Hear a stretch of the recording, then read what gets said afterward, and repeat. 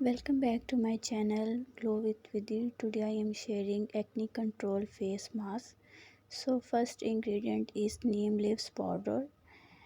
Another one is red lentil powder. Third ingredient is turmeric. Fourth ingredient is rose water. And the last ingredient is organic honey. You can use any brand for it. Just mix all the ingredients really well to make a smooth paste.